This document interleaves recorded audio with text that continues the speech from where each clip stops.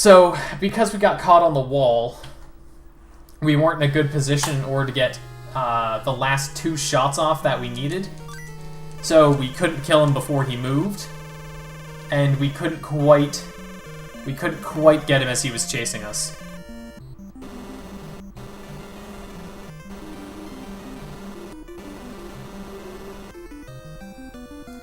Death Balloon racking up the kills today. I think that's 3 runs that are dead to Death Balloon, or the room outside of Death Balloon, or the spikes outside of Death Balloon. Ah, I'm having trouble in weird sections today.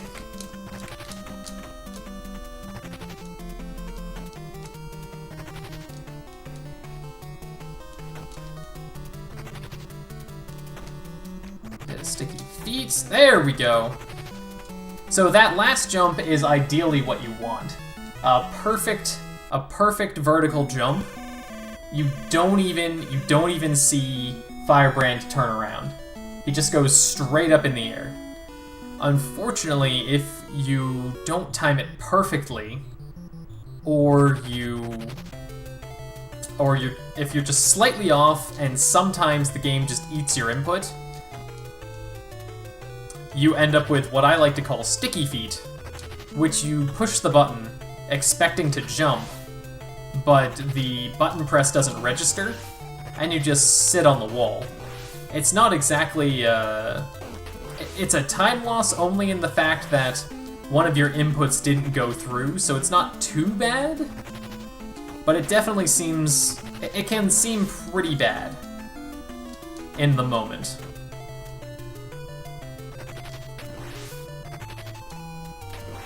Okay, good spawns so far. Alright, we got all of them.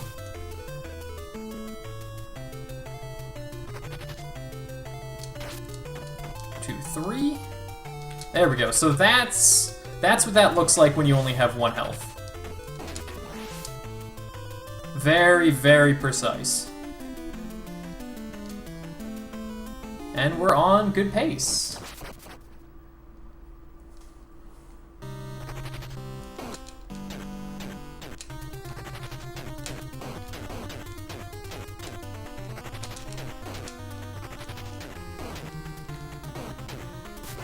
Okay, that was a really weird Nagus. But I think we're gonna have some decent time save anyway. Yeah, 6.4 seconds, that's pretty good.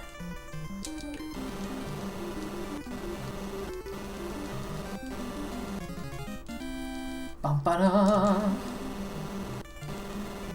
So he didn't quite hop around, or he didn't sit still, but he was pretty consistently moving between positions where I could shoot him, with only a couple seconds of an exception. So not ideal, but still pretty good. The TAS run actually takes an even riskier approach, where the TAS manipulates the fight so that Nagus is standing right in front of you. That way you don't have to travel as far to get to the exit. Which is pretty ideal, but actually getting him to sit in front of you is just as lucky as getting him to sit in the back. And when he sits in front of you, it may be a little bit faster, but it's definitely harder to take advantage of the situation. And it's a much, much bigger strain on things like your stamina and your timing.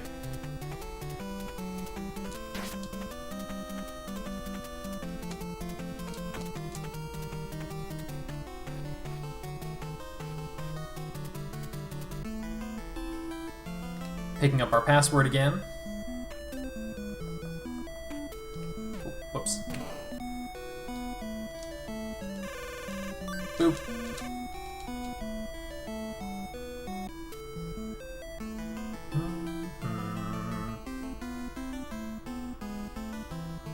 I think a lot of this overworld travel will be good for reading off donations. At the very least, getting 1 or 2 read every once in a while. There's very few slow moments in the game. There's definitely only a handful of tricks or sections that require in-depth commentary. But there's definitely a lot of impressive sections that I could talk about. For instance, this area. The trick with this room is to never stop moving. That's the trick.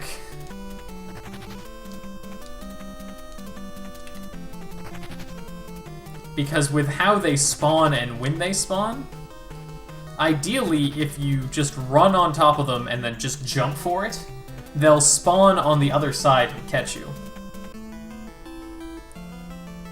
It's kind of weird getting the timing down, though, and even when you do have the timing down, a stray bullet can really throw you off.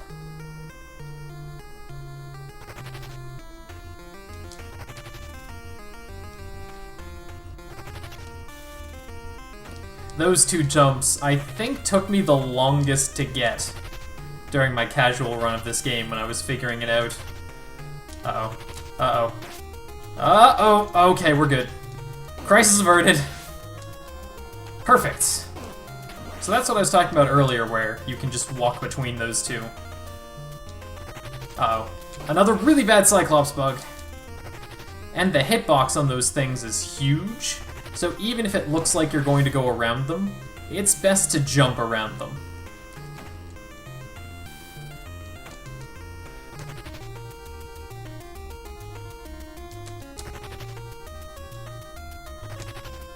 Okay, much better. 1, 2, 3. 1, 2, 3.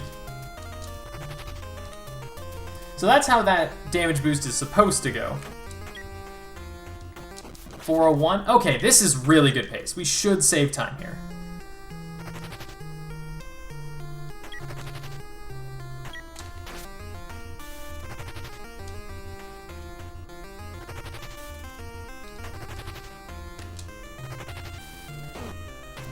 Nice.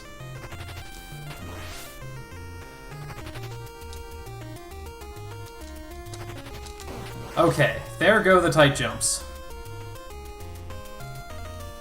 And we just drop on in.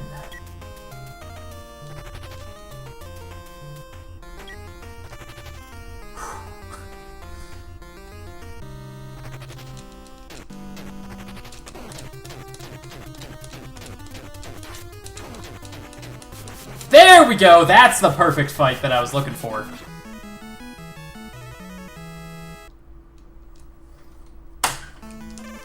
Alright! Saving time! Here we go. Now we have a run! Ladies and gentlemen, boys and girls, we have a run. Finally.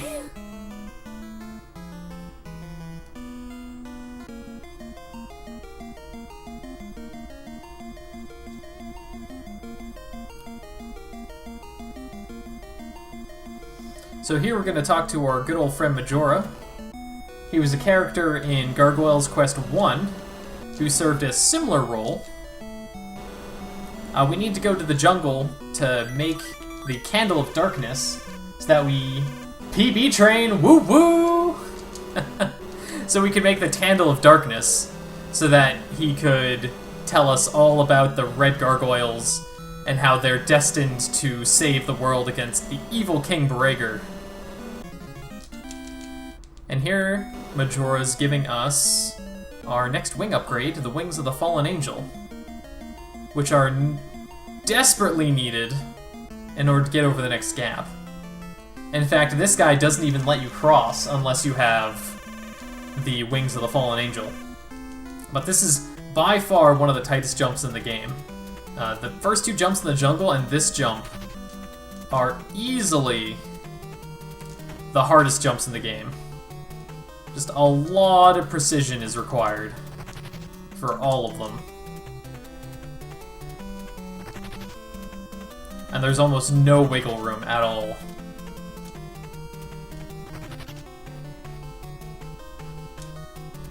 There we go. Switching our weapon for the next level. We're gonna need it for the extra damage, as well as for breaking through some destructible walls.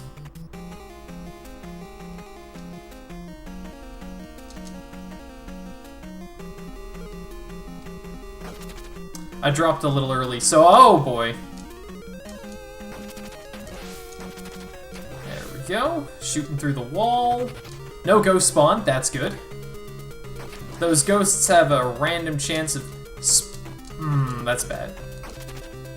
I just lost a really big chunk of time. But at least I made that jump, which is pretty close. I'm risking losing time here. Oh boy. If I don't get the second ghost and I have a good frog, I might be able to continue to save time. But considering that mistake earlier... Oh, and we got the ghost as well. Okay, let's see how this goes.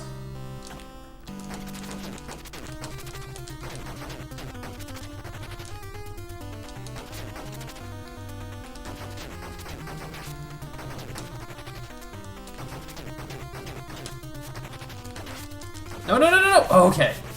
Don't die, don't die, don't die, don't die. I'm a little close to the spikes. There we go. Okay, so yeah, we lost 3 seconds. Kind of expected. But we did have a good fight, so I think it balanced out a little bit. Here we're walking over the pit for the death warp. This is what I was talking about earlier. We got the gremlin stick from the Sand Palace, and this whole time we need to get the gremlin stick in order to break a seal on this guy right here.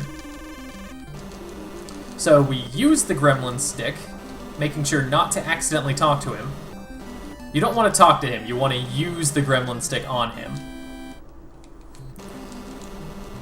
And this also opens up an area later that was blocking us off, and we get a new shot type, the Tornado. The Tornado's pretty cool because you can make 2 temporary platforms, and it's described by the game as having infinite flight, which is kind of true. I'm your chat jinxing your runs. It's kind of true, you do have infinite flight, but it's a little more limited than that. Unless you know how to use it, then the limit of 2 per is basically meaningless.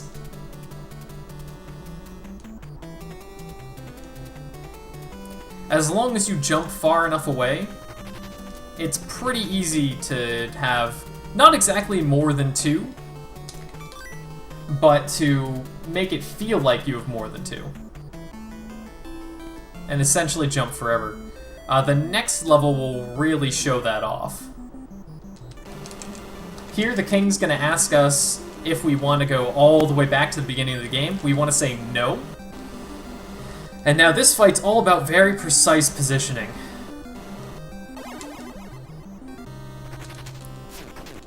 Okay, we got there. Perfect!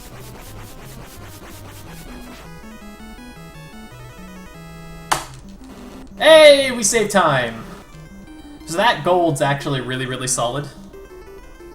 So saving time on the split is always, always nice. Unfortunately, we've got the twins coming up, which have this nasty habit of killing runs. And by a nasty habit, I mean have killed several dozens upon dozens of runs.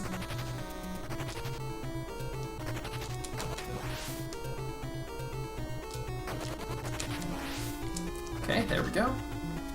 That was a little awkward, but we got there. Damage boosting through this guy. You want to be very careful not to kill that guy. It's very tempting, and it would save on lag, but if you kill him, one will spawn in front of you, and he is much worse to deal with.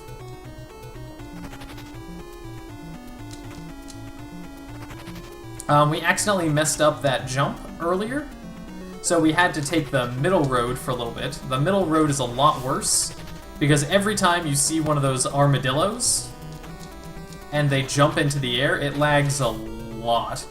Like, a ton. Here we're taking 2 deaths, because it's one of the fastest places to die. And now we hope for a really, really good pattern.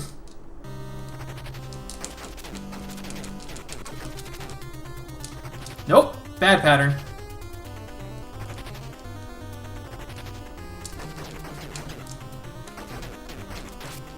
Yep, real bad pattern.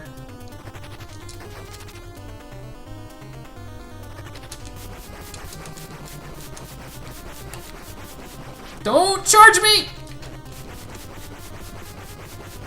I hope we're still green after this. Hey! It's green! It counts! That's bad. So we got a really bad pattern there. And now we pretty much have to have a perfect doppelganger split in order to stay on pace. Now, usually that wouldn't be too bad, except in my PB I got a really difficult trick, which I like to call the pillar skip, where you wedge yourself between 3 sets of pillars without taking damage instead of waiting for them to close. So that trick's pretty much going to determine if we're green or not.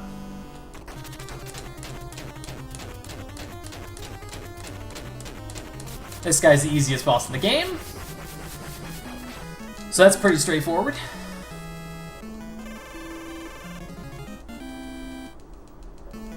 Man, I can't believe I still lost, because my PB had a terrible twins and I still lost time. Almost 20 seconds off of gold. And my gold is a perfect pattern, so that really shows you the range that you can have on that boss. Nagus and twins are definitely the most RNG heavy bosses.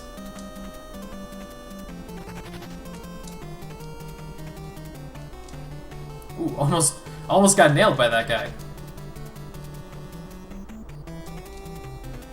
I'm a little too low. Yep.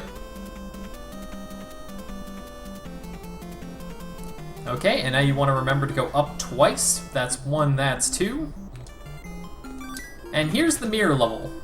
The mirror level is infamous for showing how sensitive my controller is in the up and right directions, where I deliberately hold my controller differently during this stage so that I don't accidentally go into a door that I don't want to.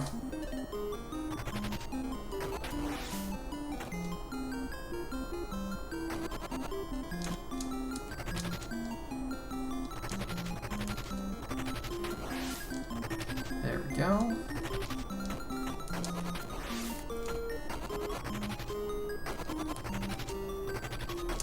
Nice.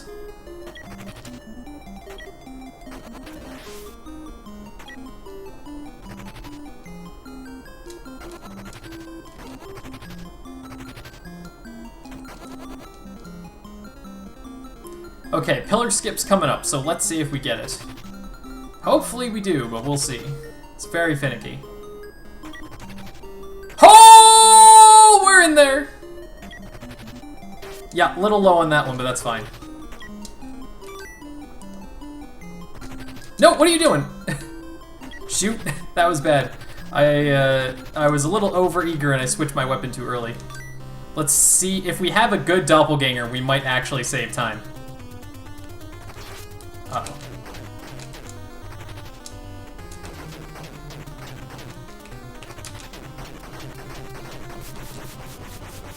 Oh, get in there! Get in there! Get in there! Get in there! Get in there! Oh, shit. Ah, so close! So we can still technically PB this. It's gonna be close. But we could totally pull this out. These last 2 splits are the most consistent. Easily the most consistent.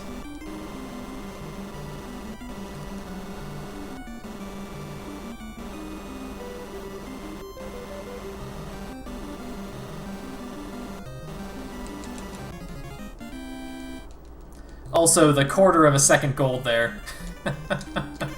With accidentally finishing the Goza split. Here we're getting another password for our last death warp. The little quest that we're going on is the sage that we just spoke to wants us to assemble the pieces of the Candle of the Ghoul Realm. And in order to do that, we need to talk to the King and the Queen, which is where we're going right now. And then he's going to finish it off. Oh, a little bit of sticky feet there. You don't want those pink things to hit your tornadoes, because they destroy them, and they don't take damage, so it's pretty bad.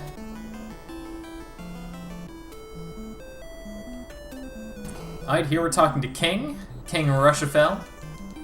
Rushafell is one of the characters in the first Gargoyle's quest. And he's giving us the power of the Claw, which is a new attack that you can shoot onto walls with spikes, and it will let you climb on spikes.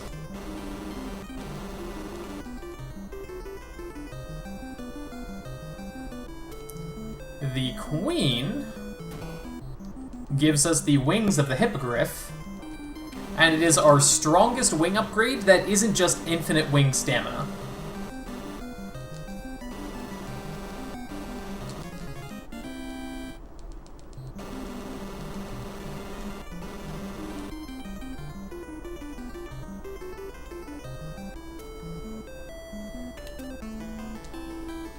And here we go, last Death Warp of the game.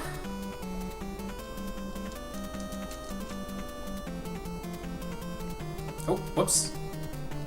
There we go. So now we're going back to that password we just picked up. And we're here. And finally, the Sage is going to give us a nail upgrade, which is what our jump power-ups are called.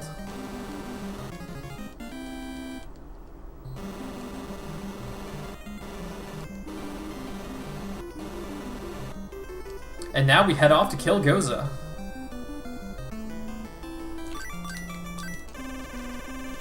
With the new Candle of the Ghoul Realm, we take down that barrier.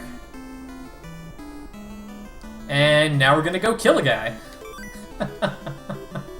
This is one of my favorite levels, actually.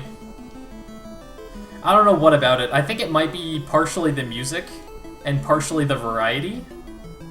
But I find in the first Gargoyle's quest as well, my favorite levels are the ones where you have almost infinite stamina, but not infinite stamina. Just enough to test you.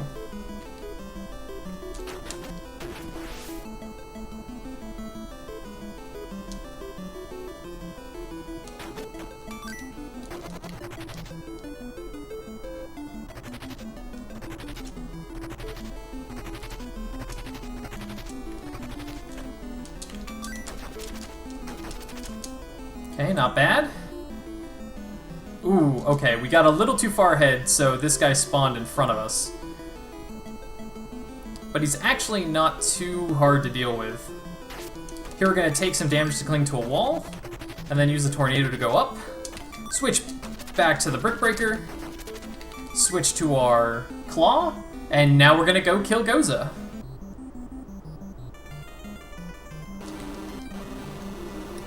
Yeah, exactly. Infinite stamina kind of removes that.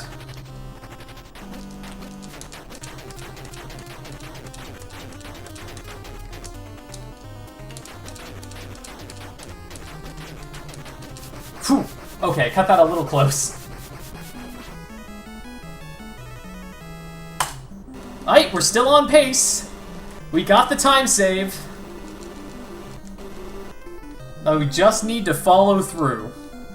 Just need to follow through.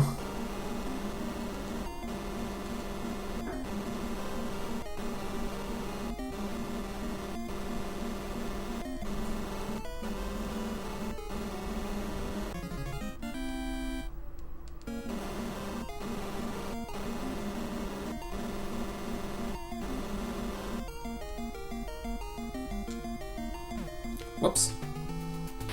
Nope. Wrong button. Rogue, don't panic now. You got this, man. You got this. It is all you.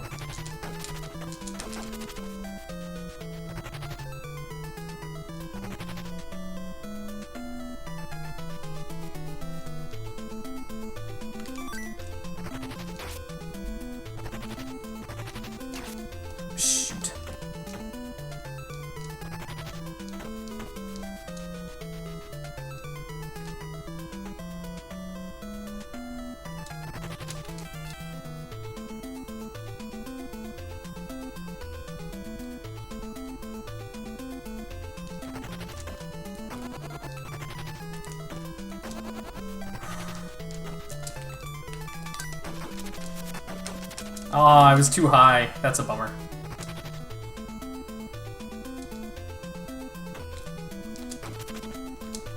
I thought I was too low for... Wow, I'm making a lot of...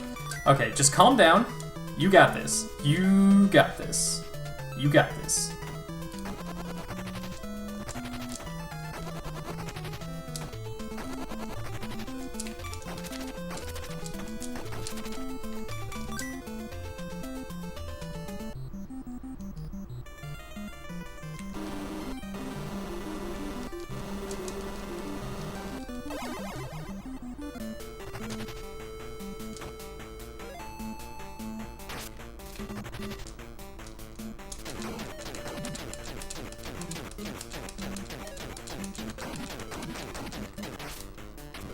Yes! Okay, that was close. That was really close.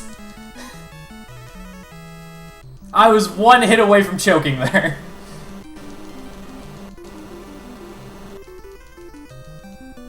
Come on. Now it's just a matter of how long it takes for the king to shut up. Come on, we got this. We got this. We got this. You own this. Boom! Oh, feels good. It's not much, but it's a new world record. Yeah.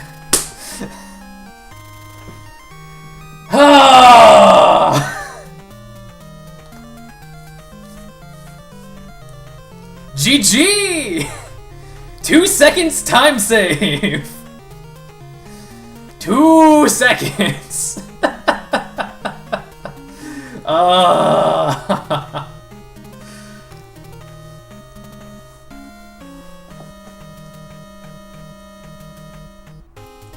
I dubbed thee not a scrub today. Just today.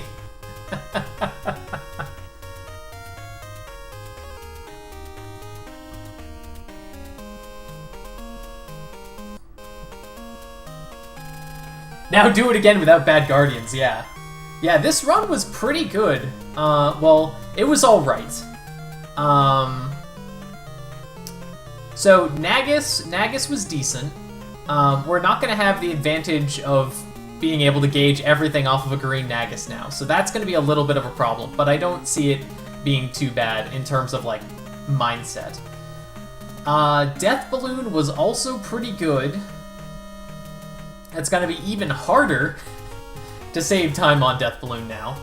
Sandfrog, we made a lot of mistakes on Sandfrog, so Sandfrog's going to be the first, probably going to be the first chance that we have in order to get some, not free time save, but it'll be time save to be had for sure. Fake King, not the best Fake King, but I still save some time, so that's going to be a little more precise. Twin Guardians was abysmal. We can save an easy 10 seconds on our Twin Guardian split. 20 seconds if we have a perfect pattern. Doppelganger, it's interesting. I'm still gonna have to get the Pillar Skip. Goza was pretty good. And Brager was a little sloppy, but it'll be nice to not race against gold. So a lot of these splits were gold or are gold previously. So it'll be nice not to be going up against gold at the end. a little bit of time save there. Yeah, so that was pretty good. That was pretty good. We can definitely do better. That's what it comes down to, right? We can do better. We were actually, you know what the really cool part is? We were